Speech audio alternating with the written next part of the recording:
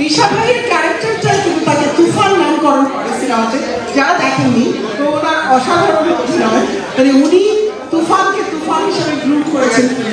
এই সম্পর্কে তার অভিজ্ঞতা আসলে খাওয়ার সময় কথা বলাটা কতটুকু যুক্তিযুক্ত আমি জানি না, কারণ আমরা বাঙালি ভোজন রসিক মানুষ, খাওয়ার সময় পৃথিবীর সবচেয়ে ভালো কথা শুনি না বা শুনতে চাই না আমি নিজেও। যাই হোক, পরিস্থিতি এরকম যে এখনই কথা বলতে হবে। আমি জাস্ট প্লেন থেকে নামলাম ডালাস থেকে, বাংলাদেশ থেকে ডালাস থেকে এইমাত্র আসলাম, এবং প্লেন থেকে এইমাত্র রাজভাই রাফিকে বলতে বারণ করেছেন যে এটা একটা সারপ্রাইজ, আপনি আমি রাফিকে ফোন দিয়ে। তো যেটা তুফানের জার্নিটা ছিল এরকম, আমার বাম পাশে এই প্রজন্মের সবচেয়ে প্রতিভাবান ডিরেক্টর রায়হান রাফি, যার পরাণ ছবি দেখার পর আমি প্রসঙ্গে কিছু বলতে গিয়ে আমাকে অনেক জিম্মাতে কি ঝালাচুকি মানে পোয়াতে হয়েছিল, সেটা পরের কথা। তুফানের জার্নিটা এরকম ছিল যে আমাকে প্রথম রাফি বলল, ভাই একটা ক্যারেক্টার ছোট কিন্তু আপনি ছাড়া হবে না। তারপর অফিসে ডাকলো, তারপর আমি অফিসে বসবো না, বাসায় বসবো। রাফির আম্মা আছেন, রাফির বেহেস্ত, রাফির মাকে বেহেস্ত মনে করে, আমরা সবাই মাকে বেহেস্ত জানা উচিত, মানা উচিত। আমি গরুর বোনা খেলাম কালাম্মার হাতে, ঘি দিয়ে আলু সরিষার তেল দিয়ে আলুর ভর্তা ছিল, একটা সবজি ছিল, পাতলা মোটার ডাল ছিল, আর পাতলা চিকন চাল ছিল। খেলাম, গল্প শুনলাম। একটা কুস্তিগির লাগবে, ওজন আরো বাড়াতে হবে, যত পারেন ওজন হিসাবে কুস্তিগির। তারপরে গল্প শোনালো, সিন 3 থেকে 4টা, কিন্তু সবচেয়ে ভাইটাল সিন, আপনি এটা করবেন। আর কাকতালীয় ব্যাপার যে রাফির প্রথম ছবি, জাজের প্রথম ছবিটা আমি করিনি। তখন আমি বুঝিনি, আমি তখন বড় বড় চরিত্র সব করতে হয়, তখন আমি ছবির হ্যাম্পার হবে দিকে আমি করিনি। কিন্তু রাফি তার নিজস্ব গুণে তার প্রতিভা বিকশিত করতে করতে ইনশাআল্লাহ লোকাল থেকে গ্লোবালি চলে আসছে। রাফির জন্য জোরে একটা হাত তালি পাবো। তো গল্প শুনলাম, যেহেতু আমি অনেকদিন ফিল্মে আছি, আমি গল্প শোনার পর বুঝলাম যে না, এটা একটা ভাইটাল ক্যারেক্টার, এবং এই ক্যারেক্টারকে খুব গুরুত্বপূর্ণ সহকারে আমাকে পোট্রে করতে হবে। এবং আমি চাচ্ছিলাম যে রাফির সাথে আমার কাজ হোক, কারণ রাফির মধ্যে নিজস্বতা একটা আছে। রাফির পালস বুঝতে পারে, অডিয়েন্সের পালস বুঝতে পারে। ফরিদি ভাই আমাকে বলছিল, জসিম ভাই আমাকে শিখিয়েছিল যে অডিয়েন্সের পালস বুঝতে হবে, কারণ অডিয়েন্স আমার দিকে, সমস্ত চোখ আমার দিকে তাকিয়ে থাকবে, তো যাতে ভ্রুটা কুচকাতে না পারে, ভ্রু যাতে এভাবে থাকে। তুই যখন ইন করবি, জসিম ভাই শিখিয়েছিল, যখন স্ক্রিনে ইন করবি, ভ্রু যাতে না কুচকায়, ভ্রু কুচকালে ক্যারিয়ার কুচকায় যাবে। তো ক্যারিয়ার তোর ভিতরে পোটেনশিয়ালিটি আছে, তুই লম্বা রেসের ঘোড়া, এটা জসিম ভাই বলছিল।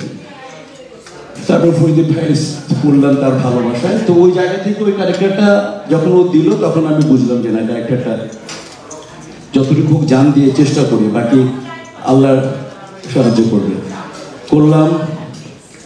তারপর তুফান তো পুরা তুফানের মানে বিশ্বময় তুফান বয়ে আনলো। তো শুভরি, তারপর শাহরিয়ার সাকিনের কথা বলতেই হবে, তারপর ওর টিমের কথা বলতে হবে। অসাধারণ টিম, মানে খালি রাফির পিছনে যে কত বড় একটা টিম আছে, প্রত্যেকটা টিমে প্রত্যেকটা সোলজার গুলো হচ্ছে প্রত্যেকে জেনারেল। আমি এই মুহূর্তে অনেকের কথা বলবো, তারপর আমি এই মুহূর্তে যার কথা বলবো, মানে সবাই, বিশেষ করে মানে সিনেমাটোগ্রাফি, ক্যামেরাম্যান যেমন ওর কথা বলবো, এবং সমস্ত প্রডিউসারদের কথা বলবো, বাকি সব আর্টিস্টের কথা বলবো। তো ওইভাবে কাজ করলাম, আমরা রাত জেগে অনেক কাজ করেছি। আমার এখানে সাকিবের হাতে একটা টাইগার ছিল, কেউ জানে না, আজকে প্রথম বলি। আমি কিন্তু বাংলাদেশে করে ইন্টারভিউ দিইনি তুফান সম্পর্কে, কথা ছিল বলা হবে না, আমার কোথাও পোস্টার যাবে না, ছবি যাবে না, মানুষ দেখবে। তারপরে এখন সোশ্যাল মিডিয়া এত ওপেন, ও জেনে ফেলছে বিশাল সদবল আছে। কথাই ছিল আমার কোথাও নাম দেওয়া যাবে না, পোস্টার যাবে, সারপ্রাইজ থাকবে। আমি কাজ করি, অল্প কাজ করি, কিন্তু মানে কাঁচা মরিচ ঝাল যেতে থাকে। তো এইভাবে আমাদের প্ল্যান ছিল এবং রাফি তাই দেখেছে এবং পরতে ইনশাআল্লাহ প্লাস্টার হয়ে গেল। তো আমি আশা করবো হাতের আংটির কথাটা ভুলে গেছি। ওই আংটিটা শুটিং এর সময় সাকিবের, আমরা তো কুস্তি কিনলাম সকাল থেকে, রাফির কিছু ট্রেনারই না আমাকে দেখালো, আমি কুস্তি কিছুটা করায়ত্ত করেছি, কিন্তু সাকিব একটু দেরি হয়ে গেল। তো ওই রকম আমার মতো প্র্যাকটিস করতে একটু বেচারা টাইম নিল। তারপর হাতে এরকম টাইগার ছিল, ওইখানে আমাকে একটা আমার দাগ আছে, একেবারে দাগ লেগে অ্যাক্সিডেন্ট, আমি একেবারে অন্ধ হওয়ার জোগাড়। আমি মেডিকেলে গেলাম ইমার্জেন্সিতে, বললো যে আপনি অল্পের জন্য চোখ বেঁচে গেছে, 2 ঘন্টা আমার ট্রিটমেন্ট চলবে এবং বললো আপনাকে যে ইঞ্জেকশনটা দিব, ইঞ্জেকশনটা আপনি বাবল দেখবেন, আপনি দেখতে পাবেন না 2 ঘন্টা। ওইদিকে রাফি টোটাল সেট নিয়ে বসে আছে যে ভাই কি শুটিং করবে। তখন আমি বললাম যে না, লাইট ক্যামেরার অন্য একটা দেশ, এত বড় অ্যারেঞ্জমেন্ট, আমি বললাম না, আমি একটা শিল্পী, করতে হবে। এবং যখন ওই দিন কলকাতায় সব থেকে বেশি টেম্পারেচার ছিল, মানে আমার দুবার স্ট্রোক করার জোগাড়, আমি শর্টের মাঝখানে দৌড়ে গেলাম টেন্টে, যেখানে আমাদের এসি ছিল, আমি শ্বাস নিতে পারছিলাম না, এরকম মানে 2বার আমার হিট স্ট্রোক করার জোগাড়, একেবারে 2বারই বেঁচে গেছে। যাই হোক, কাজ শেষ করলাম। দেন রাত্রে ওই সিনটা হচ্ছে যে বশির যেখানে ইন্ট্রো হয়, ওই ডায়ালগটা বলতে হয় একবার না।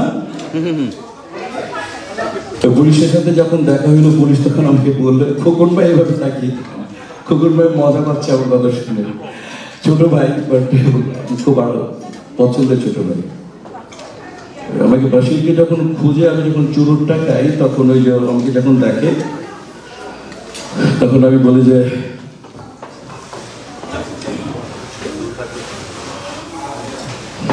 ওই পোলাটার ব্যাপারে কি ভাবনা স্যার, ও যা করছে এটা তো করতেও মানে ফাঁসি হয়ে যাবে।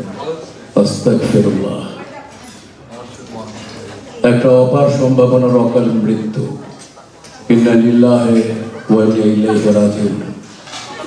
ভাই বুঝি নাই ভাই, আরে মিয়া করোনা যেটা করার ঘুইটে গেছে, সেটা নাও ঝরতে হয়ে গেছে, এখন এই পোলাটারে ফাঁসি দিয়া লাভ কি? মাথা ঠান্ডা কইরা যে আমাদের বাতি জ্বালাও। একটা 15 বছরের পোলা দিনের আলোতে শাহনাজের মতো মানুষরে কোবায় মেয়েরা পালাইছে, তাইলে 25 বছর বয়সে কি করবো ভাবছো? এই বলে একটা রত্ন, আরে এর ফাঁসি দিলে তো দেশ একটা রত্ন হারাইব রে পাগল, আর আমি তো এটা হইতে দিব না। ভাই তাহলে কি করুন? পোলাটাকে আমার গাড়িতে উঠে দাও, আর আমার গাড়ির ডিগিতে যা আছে সব তোমার কাছে দেয়। একটা কথা মনে রাখবা উচিত, এই পোলা কোনো সাধারণ পোলা না, এই পোলা হইল তুফান।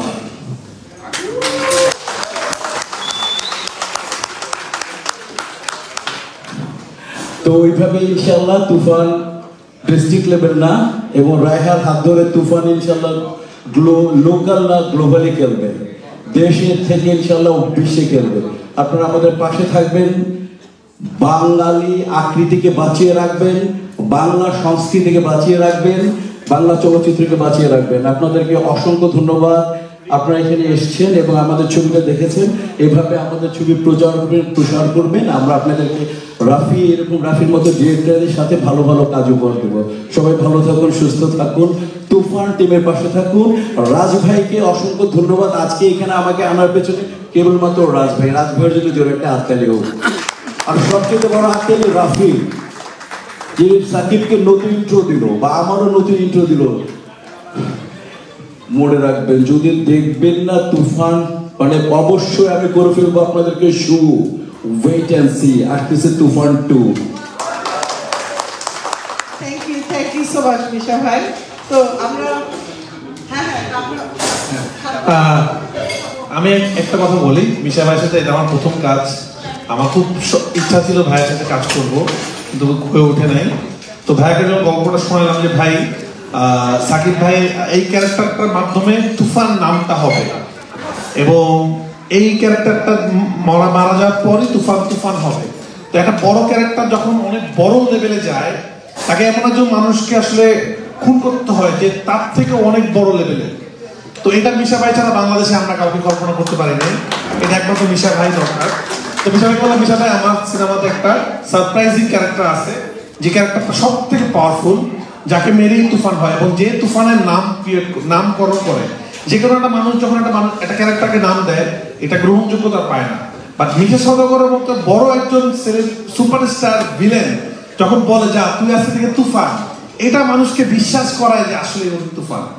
তো শুটিংয়ের একটা অভিজ্ঞতা বলি, প্রচন্ড গরম ছিল আসলে। বড় বড় সাকিব ভাইয়ের সাথে কাজ করে আমি মুগ্ধ হয়ে গেছি। মিশা ভাইয়ের সাথে সেম, যারা অনেক বড় মানুষ, বড় অভিনেতা, তারা যে আসলেই তাদের মনটা অনেক বড়, তারা যে এমনি এমনি বড় হয় না, সেটা আসলে আমি এবার সাকিব ভাই এবং মিশা ভাইয়ের সাথে কাজ করে আমি প্রমাণ পাইছি আসলে, যে তারা যে ফাইট সিকোয়েন্সটা করছে এটা খুব ডিফিকাল্ট। মানে কুস্তি তো আসলে খুবই নর্মাল না, বালু গরম হয়ে আছে, সেখানে তারা ফাইট করছে, এবং ফাইটের মাঝখানে মিশা ভাই এখানে একটু ব্যথা পাইলো, রক্ত বের হয়ে গেল। আমি তো ভয় পেয়ে গেছি।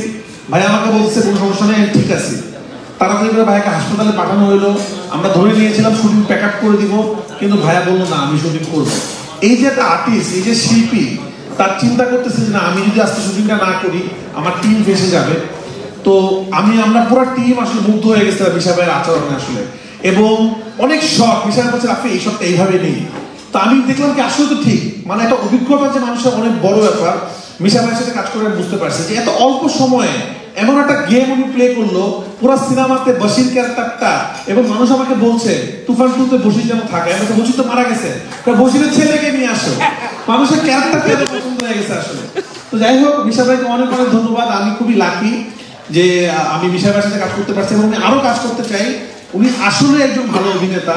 মানে আমরা হয়তো যারা ভিলেন থেকে ভাবি কি ভিলেনরা মানে শুধুমাত্র একই রকম অ্যাক্টিং করে, বাট মিশা ভাই এমন একজন অভিনেতা, উনি সব ধরনের ক্যারেক্টার করতে পারে। উনি বাংলাদেশে একজন সম্পদ।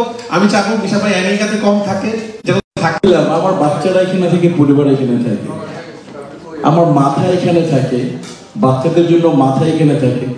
কসম আল্লাহর, আমার আত্মা বাংলাদেশে পড়ে থাকে। আমি জানি না মানে মৌত আর হেয়ার মৌত আল্লাহর হাতে। আমি পরিষ্কারভাবে বলতে চাই, আমি আমার দেশ, আমি আমার বাংলাদেশে মৃত্যুবরণ করতে চাই কাজের মাধ্যমে। এইটাই আমার কথা। Thank you very much, thank you very much. আবার ধন্যবাদ। একেবারে ডিরেক্টলি এয়ারপোর্ট থেকে একজন, তার স্বামী একজন আছে আমাদের, ও আমরা না ভাবি তো আছেন, বাট সাদিয়া এরাও ব্যবস্থাটা করে দিয়েছে, তার মাধ্যমে তাকে আমরা এয়ারপোর্ট থেকে নিয়ে আসতে পেরেছি। সো বাট ইয়েস, ভাবিকেও স্বাগতম আমাদের অনুষ্ঠানে। হ্যাঁ হ্যাঁ, আচ্ছা ভাবি, ভাবি আপনি একটু স্টেজে আসবেন, কিছু একটা কথা বলে যান। আপনাকে একটু ডাকছি সবাই বাট আপনারা আমাদের সাথে এই আনন্দ উৎসবে যোগদান দিতে পেরেছেন। তুফানের সেলিব্রেশন পার্টি। অ্যাকচুয়ালি আমাদের চঞ্চল ভাইও নিউ ইয়র্কে ছিলেন, উনি আজকেই বাফেলোতে গেছেন। এটা হচ্ছে ঢালিউড অ্যাওয়ার্ডস হবে বাফেলোতে, নাহলে উনিও আমাদের মাঝে থাকতে পারতেন। কিন্তু মিশা ভাইকে পেয়ে আমরা সত্যি আনন্দিত। আপনিও একটু আসেন, কথা বলছেন।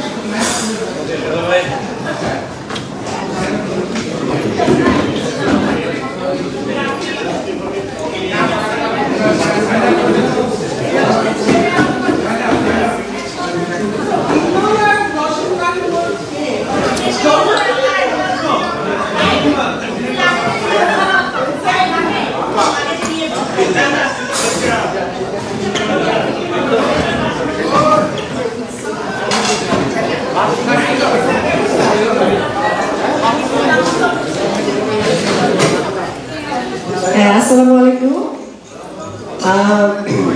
আমি অত্যন্ত সম্মানিত যে আমি তুফানের এই প্রোগ্রামে আসতে পেরেছি। আমি কিছুদিন আগে রাজ হামিদ ভাইয়ের একটা ইন্টারভিউ দেখেছি তানভীর তারেকের সাথে। তো তখন আমি প্রথম জানলাম যে আমাদের একজন রাজ হামিদ ভাই আছে, যিনি বিদেশে আমাদের ছবি ডিস্ট্রিবিউট করে। সো সেজন্য ওনাকে অনেক অনেক অনেক ধন্যবাদ এবং কৃতজ্ঞতা। আর রায়হান রাফি, আমি রায়হান রাফিকে আমি বলতে পারি, now he proved himself as the asset of Bangladesh film industry, and we all are proud of Rafi, এবং রাফি যেই ছবিটা করেছে তুফান, এটা একটা রিভলিউশনারি ফিল্ম, এবং আমার যেটা মনে হয় এখান থেকে আমাদের ইন্ডাস্ট্রি একেবারেই অন্যভাবে ঘুরে দাঁড়াবে। আমরা লোকাল ছিলাম, আমরা এখন ইন্টারন্যাশনাল পর্যায়ে চলে গেছি, এবং রাফির যে কাজ, রাফির যে ট্যালেন্ট, রাফির যে আর্টিস্ট সিলেকশন, রাফির যে স্টোরি বলার স্টাইল, অ্যান্ড কোথায় কোন জায়গায় কাকে কিভাবে ইউজ করবে, রাফি সেটা করে দেখিয়েছে। সো রাফি এটা করবে, রাফি এটা করে যেতে থাকবে। আমরা আশা করি আমরা আরো আরো আরো অনেক ভালো ফিল্ম পাবো, এবং বাংলাদেশ ফিল্ম ইন্ডাস্ট্রি আবার তার আগের জায়গায় চলে যাবে, তার চেয়ে বরঞ্চ আরো অনেক ভালো জায়গায় যাবে। ধন্যবাদ, ধন্যবাদ সবাইকে। Thank you very much.